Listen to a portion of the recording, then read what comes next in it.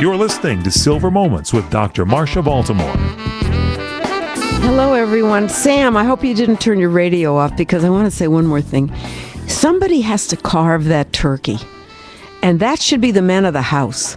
Ask your father if he will carve the turkey because your mother made it. She's not supposed to carve it. If he cannot do it because he doesn't know how, maybe one of you brothers, one of you two, at least bring it up because the man of the house should carve the turkey. Think about that one. Okay. So now we're back here, and I was talking to you about Cain and Abel. When Cain killed Abel, that was a power trip. Abel had nothing negative to do to Cain, but Cain was jealous.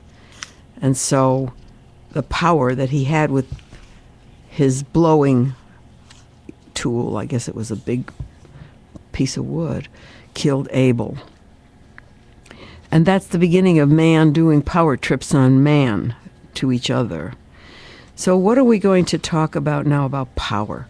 When we go with that kind of a behavior, we're not into love, we're into overruling the other person. And for any partnership, a marriage is no exception to a partnership, the partners need to be friends. They need to be able to enjoy each other. And it's more than sex. It's more than love. It's friendship based on equal tasks.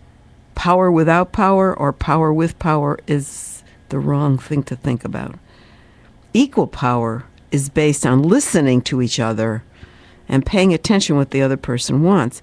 For example, when the man goes into his office or his room, or the way Sam said, into the living room, never into the kitchen, that's his cave.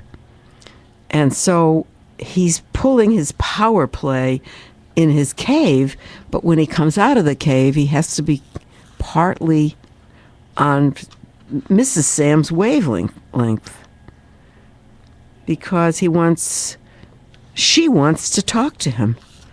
She wants to say to him, I really can't lift that turkey out of the oven anymore. I don't have the strength. Could you help me? And she's probably afraid. But if a turkey weighs 20 pounds, plus the pan, plus the gravy, it's about 25 pounds, the woman has to lift it and move it to a counter and baste it, or else it's going to be dry. That takes big muscle power. That's where the power belongs, on the turkey, not on each other. So I was thinking about that, and the Glazers say, when you talk about external power, you're not changing yourself. You're trying to change the other person. So perhaps you have to think about your own behavior. Like the mother would say, I need help. I'm not strong enough to pick that turkey up. Could you help me? Maybe he will. I don't know. If not, the sons will do that. So you have to think what it is you need, and what do you need to do to change yourself? And maybe the other people will come around and change for you, too.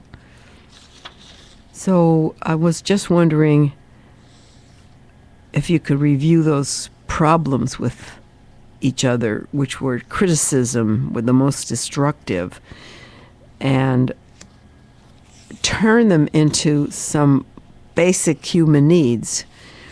Love and belonging is one of the most basic in a marriage.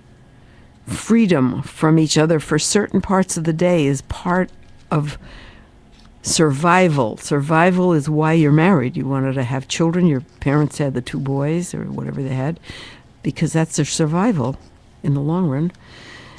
And then one of the partners wants freedom. Maybe the other one likes to be quiet in the home. And the final thing is fun with each other.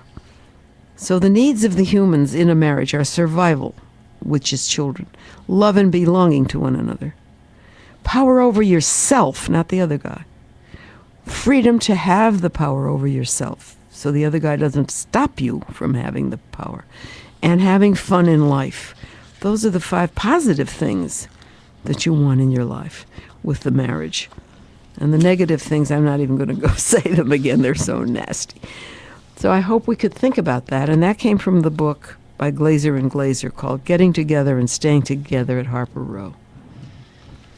Now, what else could you say about your life in action. You have to say to yourself, I have been choosing to depress my miserable behaviors, such as anxiety, anger, criticize, complaint, withdrawing, and drinking. Oh dear, if you have those behaviors.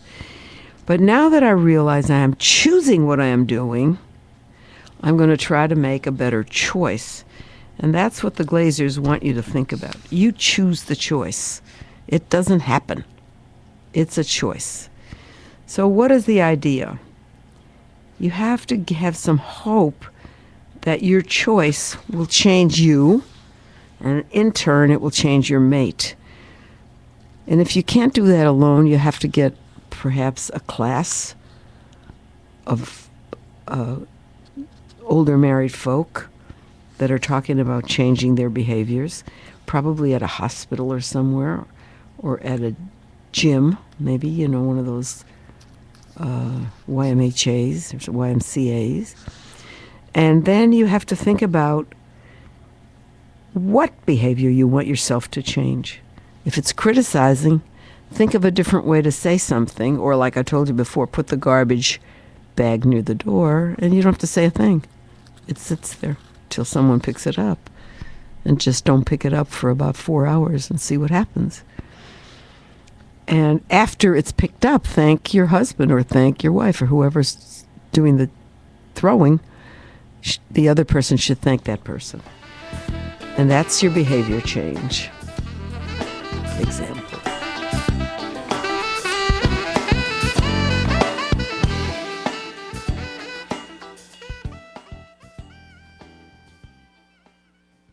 How do you feel?